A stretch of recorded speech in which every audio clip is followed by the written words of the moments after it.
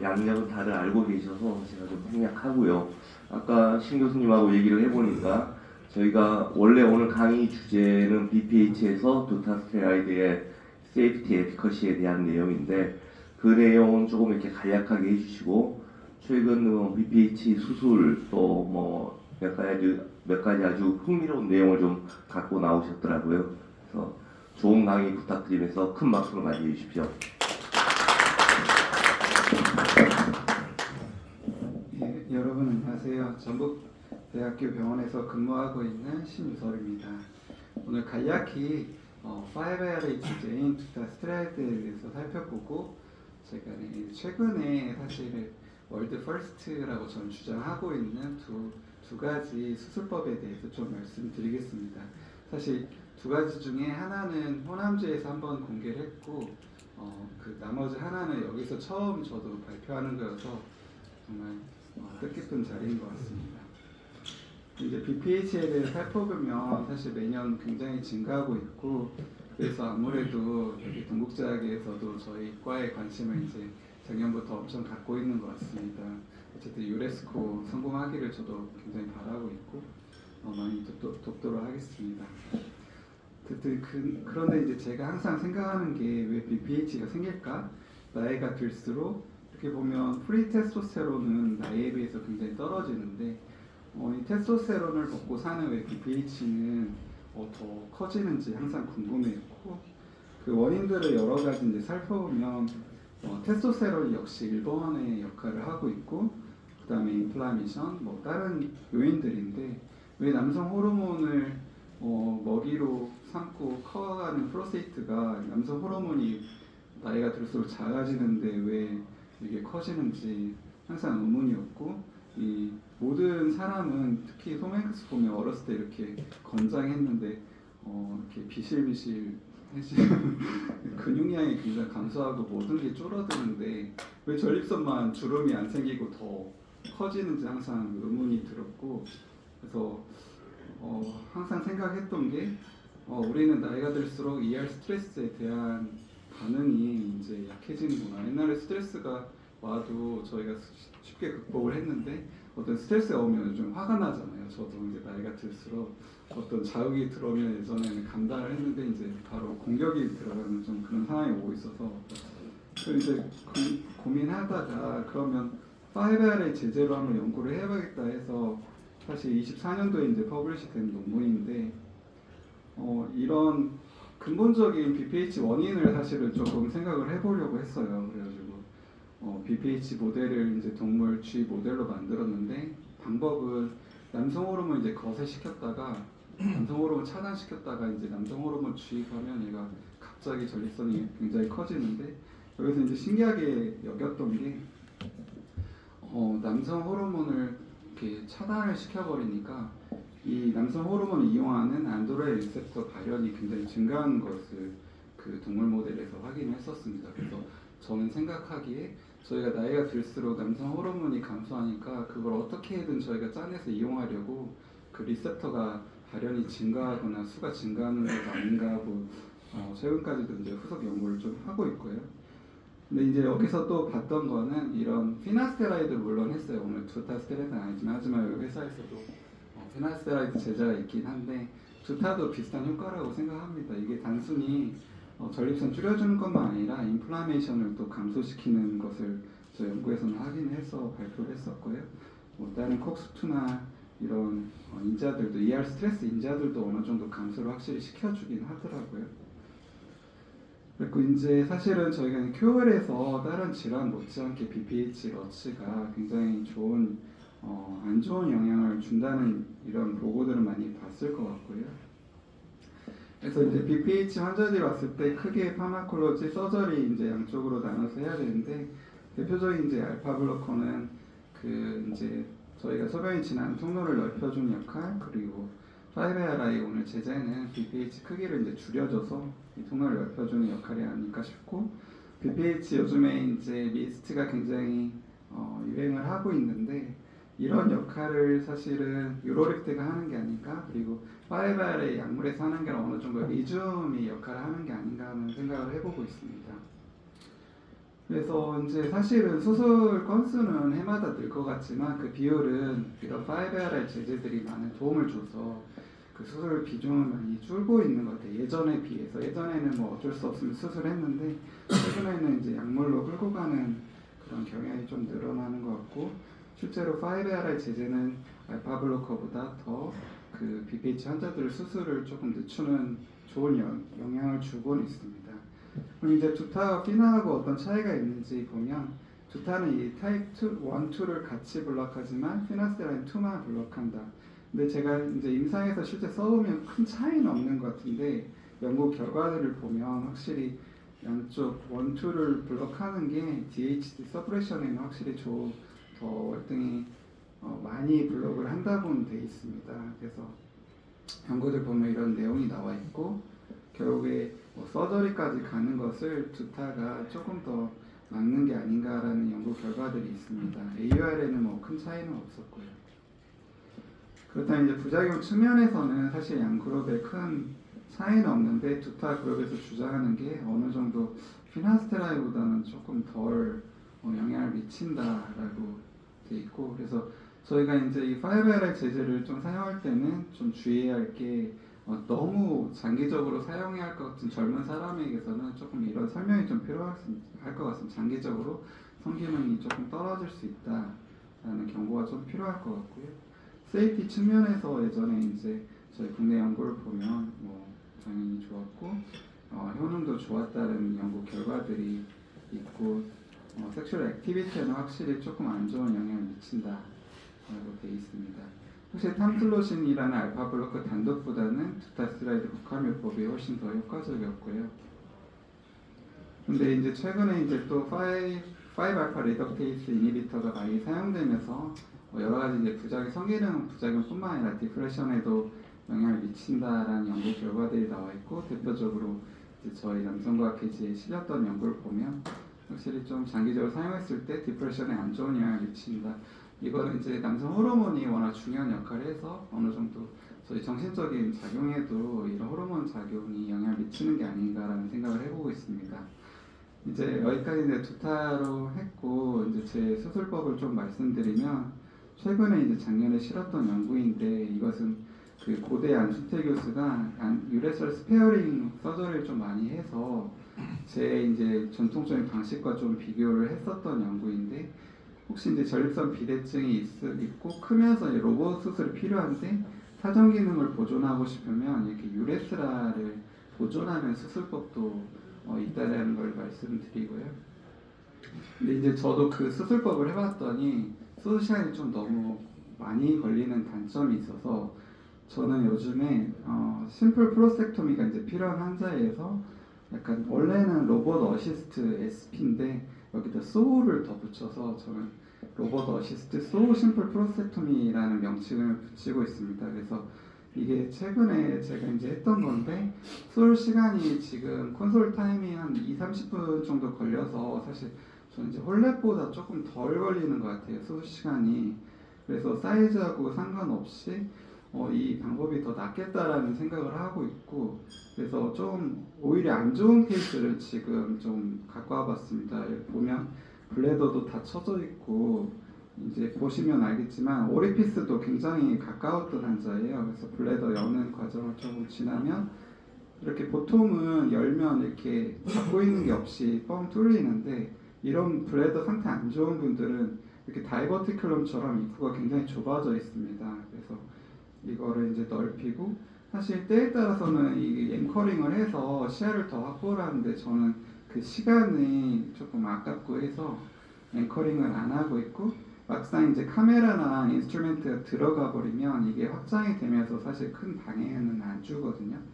그래서 저는 이제 태깅을 사실 안 하고 있고, 태깅하는 시간 자체가 이제 로봇 그 팔을 또 수처링 하는 걸로 바꿔야 되는 그런 과정들이 있어서 저는 그걸 생략하고 하고 있고, 여기 보시면 이제 오리피스가 사실 이렇게 가까우신 분은 드문데 굉장히 그 프로스테이트 매스에서 굉장히 가깝게 있어서 조심을 했고, 저는 항상 들어갈 때 6시를 좀 확보를 하고 들어갑니다. 왜냐면 오리피스 인저리를 막기 위해서 그 6시를 항상 이시전을 하고 마진을 확보하고 들어가고 있고요.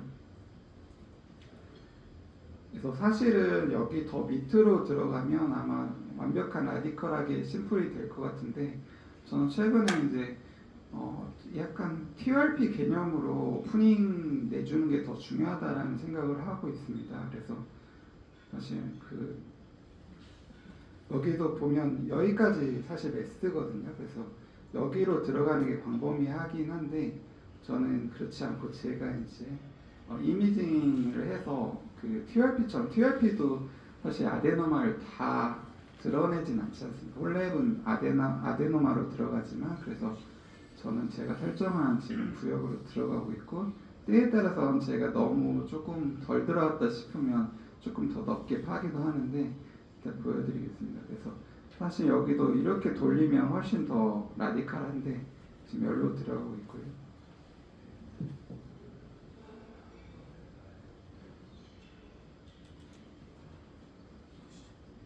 조금 더 넘기면, 그래서 이제 이렇게 파고 있습니다. 사실 여기 보면 여기도 하얀색이기 때문에 사실 여기도 아데노마긴 하거든요. 근데 이걸 이제 추후에 한번 살펴보자라는 마음으로 지금 안쪽으로 들어가고 있고요. 그리고 만약 그 아래쪽 베르몬타늄 근처가 사실 옵스트럭션에 큰 지장을 안 준다면 저는 좀 손을 덜 대려고 하고 있습니다. 그래서 사정 기능도 어느 정도 보존이 되는 것 같고요. 그런 환자들은. 보이면 이게 폴리 나온 입구 주변으로 이제 메스 모여 있고,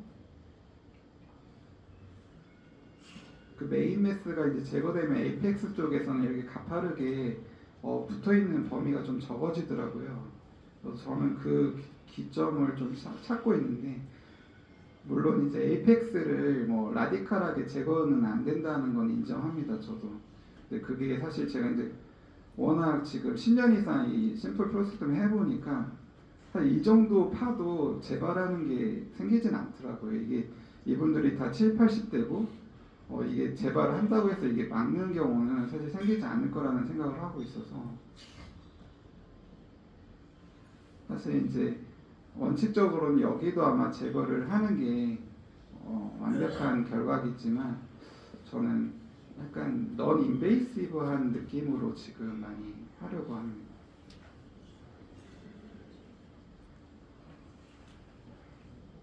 그래서 어떻게 보면 약간 TRP를 반대로 한다는 느낌이 드실 수도 있을 것 같은데요.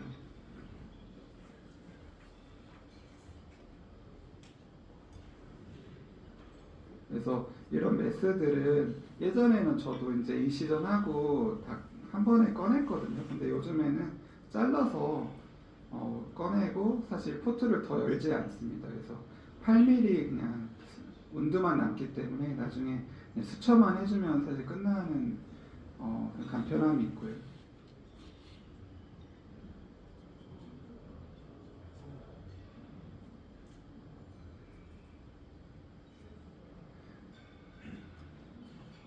그래서 이렇게 메인 메스를 제거하고 그 다음에 이제 조금 살펴봐서 실제 옵스트럭션을 일으키는 메스가 있는지 확인하고요.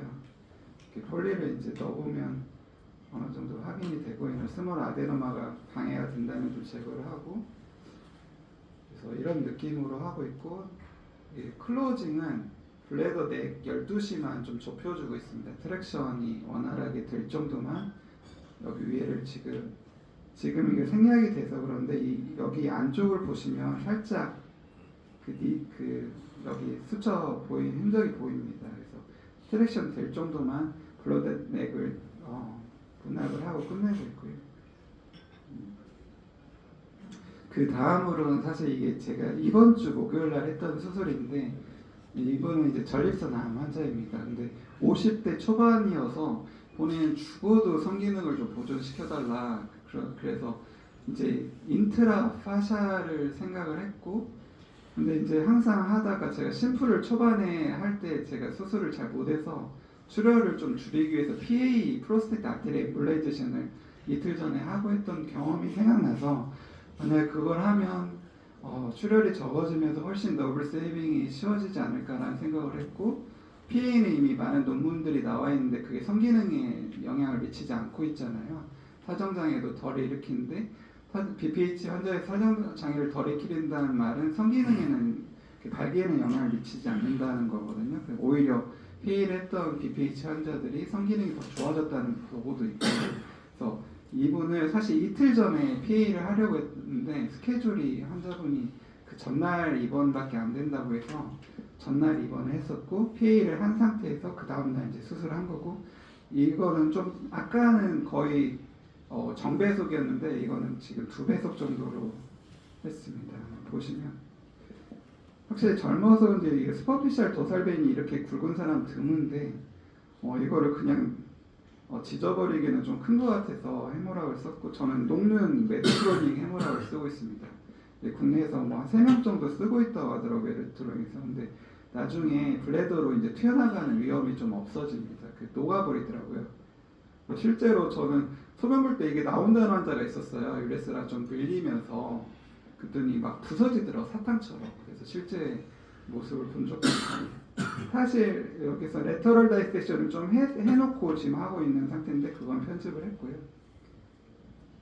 블레더 넥을 굉장히 조금 열었고, 사실 이때도 베르모타님을 좀 세이빙하면서 하면 좋은데 그러면 이제 캔서 측면에서는 너무 어그레시티브 할 것 같아서 조금 넓게 뛰었고, 저는 이제 세미널 베지컬 주변은 대부분 이제 사실은 클립을 많이 쓰고 있습니다. 되도록이면 안 지지고.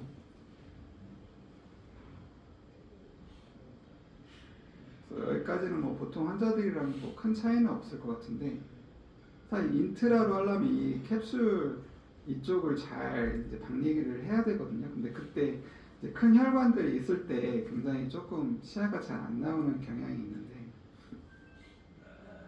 젊어서 이제 성생활이 왕성해서인지 세밀베지가 엄청 크시더라고요. 그래서 저는 이게 사실 왼쪽 건 줄 알았습니다. 근데 이걸 다 드러냈는데 없는 거예요, 한쪽밖에. 그래서 봤더니 한쪽은 이렇게 또 안쪽에도 깊이 박혀 있더라고요. 그래서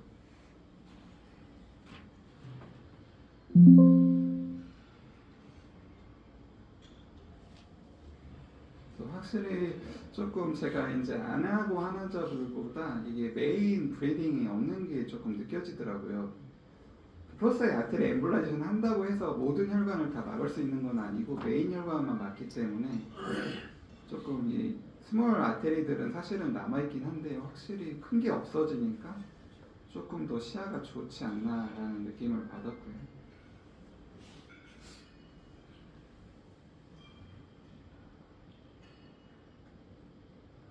세미널 베지클이 상당히 밑에 이렇게 있어가지고 결국 다 방리를 해놨고,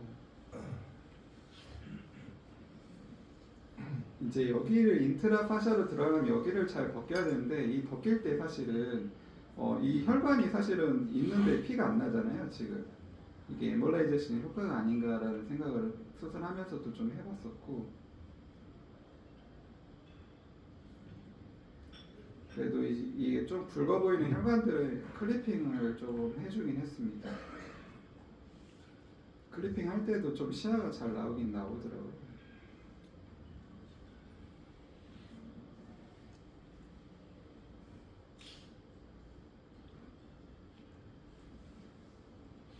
이게 너브 머스큘러 번들을 이제 세이빙이 맥시멈하게 되는 효과가 있는 것 같고요. 이 보시면 프로스타틱 파샤가 이쪽에 반대쪽으로 보일 정도로 이제 명확히 좀 구별이 되고, 오른쪽 보시면 더 확실히 보이실 텐데 프로스테이트 아테리 파샤가 빵꾸가 나와서 보이는 게 보일 정도로 시야가 굉장히 좋더라고요. 일단 한번 보시다 보면 오른쪽 프로스타틱 파샤가 살짝 구멍이 난 게 보이게 됩니다.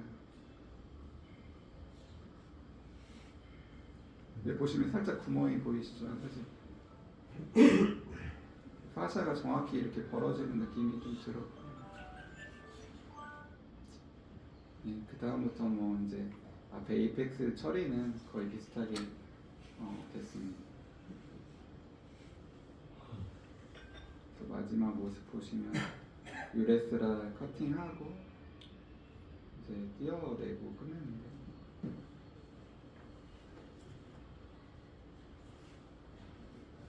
이제 거의 쓰면서 보비를 안 쓴 느낌이 들 정도로 확실히 조금 도움이 많이 될 것 같아서 다음에도 조금 이런 PA를 하고 하면 더 좋지 않을까 라는 생각을 해봤습니다. 경청해 주셔서 감사합니다. 예, 원래 저희가 두 강의 다 끝나고 한꺼번에 질문을 받으려고 그랬는데 수술 영상 예상되지 않는 내용이 있어서 첫 번째 강의에 대한 질문을 먼저 받도록 하겠습니다.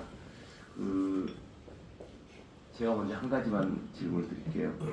그게 이제 뭐 로봇을 이용해서 심플 프로스타텍토미를 하는 것이 홀랩을 하는 것에 비해서 장점, 단점에 대해서 어떻게 생각하십니까? 그래서 항상 제가 말씀드리는 가장 큰 장점은 유레스라로 안 들어가니까 이게 굉장히 그런 이득이 있습니다. 홀랩을 아무리 잘해놔도 저희가 수술을 아무리 잘해도 환자가 인플라메이션이 원래 기존적으로 갖고 있는 환자들이 많거든요. 그래서 수술을 해놓으면 어느 정도 스트릭처가 오는 환자들이 5%에서 7% 정도 문헌에 이미 발표가 됐고, 저 같은 경우는 홀랩을 진짜 짧게 빨리 했는데 프로스테이트 쪽이 이제 이렇게 유착되는 환자도 봤습니다. 유레스라 스트릭처가 아니라 프로스타트 유레스라가 이렇게 맞닿아 있는 환자들도 있더라고요. 그래서 그런 로봇은 확실히 그런 앞에를 들어가지 않기 때문에 그런 장점이 있고, 홀랩의 가장 큰 문제점은 26프렌치 쉬스 크기라고 봅니다. 그래서 그게 가장 큰 문제인데, 로봇은 반대로 들어가니까 그걸 아예 건들지 않으니까 장점이 있고, 스핀터도 느슨해질 염려가 없는 장점이 있는 대신에 로봇은 일단 블래더를 열어야 되는 조금 제 수술법은 그게 가장 큰 단점이긴 한데, 사실 꼬매놓으면 큰 나중에 문제는 없더라고요.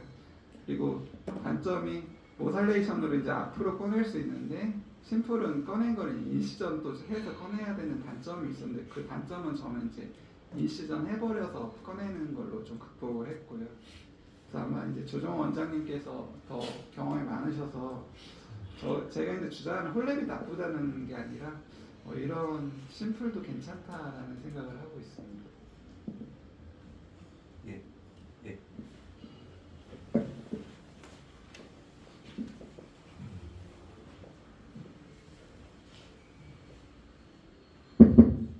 안녕하세요. 건국대병원 박형울입니다. 예, 강의 잘 들었고요. 저는 두타스테라이드, 오늘 또 유네스코 두타스테라이드 거기에 대해서 한 질문을 좀 하면, 두타스테라이드가 보통 연질 캡슐로 돼 있어가지고 그 구구탐 이전에 나온 듀오다트 같은 것도 탐슬로션에다가 이제 두타스테를 넣었는데 연질 캡슐에다가 이렇게 넣었단 말이에요. 근데 우리 이제 유네스코 같은 경우에는 제가 여기 뒤에 보니까 저는 당연히 연질 캡슐인 줄 알았더니 정제로 나왔더라고요. 그래서 또 챗GPT에게 야 왜 그 듀타스테라이드가 왜 연질 캡슐이냐라고 또 살짝 물어봤더니 무슨 뭐 지용성이고 어쩌고 좀 이렇게 설명을 해가지고 그렇게 돼가지고, 사실은 이제 약국에서 그 캡슐을 열어가지고 먹지도 못하게 이렇게 돼 있다라고 돼 있더라고요. 근데 만약에 이게 우리 타다나트리처럼 경질 그런 캡슐이 아닌 그런 정제와 같이 섞었을 때 무슨 문제가 없었을까 이런 생각을 좀 하게 되었습니다. 그리고 또 하나는 두타스테라이드랑 탐슬로신을 섞으면 당연히 연구를 했을 때 이승수 선생님도 계시지만 두타스테라이드 단독이랑 또는 뭐 타다나트 단독이랑 두 가지를 섞었을 때는 효과가 있을 거라고 이론적으로는 뭐 당연히 생각을 하는데, 임상적으로 이거를 확 케미컬하게 하나를 만들었을 때와 그 다음에 각각을 같이 먹었을 때, 그러니까 세 번째 그 연구 팔이라고 해야 되나, 여기에서는 두타스테라이드랑 타다나트를 같이 먹은 군과 병합군을 비교를 좀 하는 그런 연구가 앞으로 좀 있어야 되지 않나 이렇게 생각을 합니다. 왜냐하면 같이 그냥 이번에 뭐 화재도 났지만 나트륨하고 염소는 각각 다르지만 나트륨하고 염소를 섞어버리면 소금이 되잖아요. 이것도 마찬가지로 정제로 하나를 만들었을 때 어떤 사이드 이펙트가 나올지 전혀 이해를 알 수 없기 때문에 실제로 연구에서는 또 타달라필이랑 주타랑 같이 먹는 분과 아예 병합 그걸 좀 하는 연구가 좀 있었으면 좋겠는데 요거는 이승우 선생님 한번 설명 부탁드립니다. 예. 신 교수님 답변. 아, 저는 의견 없고요. 저도 예, 아마 이승. 이승훈 교수님 말씀 들어보시면 좋아요.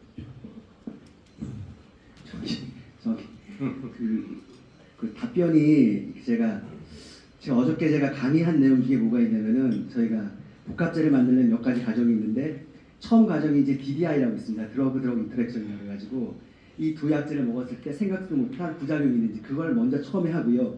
그 다음에 하는 게 이제 파마코카이넥시스랍니다. 지금 말씀하신 그거 똑같습니다. 두 약제를 따로 먹었을 때하고 같이 먹었을 때하고 몸에서의 농도 변화를 같이 봅니다. 그게 이제 그 통과를 해야 되거든요. 근데 그게 상당히 어렵습니다. 그래서 지금 복합제 과정에서 식약처에서 뭐를 해줬냐면은 그걸 생략해서 그 연구를 안 하고 임상 연구를 할 수 있게 해줬습니다. 그 연구가 어렵기 때문에. 그래서 지금 지금 복합제들은 어떻게 연구를 하냐면은 복합제 가지고 연구하는 게 아니라 따로따로 연구를 합니다. 따로따로 임상을 하고요. 그리고 나중에 이 PK 프로파일을 맞춥니다. 그 대표적인 약제가 탐실로신하고 미라베그론 약제입니다. 그 약제 임상을 복합제로 한 게 아니라 따로따로 먹었습니다. 따로따로 그러니까 세 분이죠. 그러니까 뭐 미라베그론하고 위약하고 탐실로신하고 위약하고 그리고 하나는 두 가지 약을 같이 먹는 걸 했습니다. 근데 하고 나서 그 임상을 성공을 했습니다. 성공을 했는데 그리고 나서 이제 복합제를 만들어 가지고 지금 말씀하신 그 저희가 따로 먹었을 때하고 같이 먹었을 때하고 PK 프로파일 했는데 이게 맞지가 않습니다. 그래서 3년째 안 나오고 있거든요. 그래서 이거 맞추기가 상당히 어렵습니다. 그래서 말씀이 맞습니다. 이걸 따로 먹었을 때하고 같이 먹었을 때하고 반응이 틀리거든요. 그래서 그 연구를 대체하는 게 PK, 그러니까 파마코카이넥스 연구입니다. 그래서 그만큼 저희가 이제 그 PK를 맞췄냐 안 맞췄냐에 따라서 다르고요. 이저 유네스코는 저희가 아시겠지만 2013년도에 DDI를 하고요. 2016년부터 17년 그때 이제 세 번에 걸쳐서 PK 프로파일을 해가지고 세 번째 통과를 해서 나온 약입니다. 그래서 이 약제는 그 파마코카이넥스 면에서는 그 복합제를 먹었을 때하고 단독 먹었을 때하고 같은 효과가 있는 걸로 저희가 이제 양리학적으로 나온 연구가 되겠습니다. 예. 대체로 일요일 오전 일찍 하는 세션은 질문 없이 잘 끝나는데 죄송합니다, 주화장님. 진행을 잘못했습니다. 예. 혹시 더 추가 질문 있으시면 이후에 따로 연자에게 이렇게 질문하는 걸로 하고 첫 번째 강의는 여기서 마치도록 하겠습니다. 감사합니다. 네, 안녕하세요. 한림대 이성호입니다. 두 번째 세션 시작하겠습니다.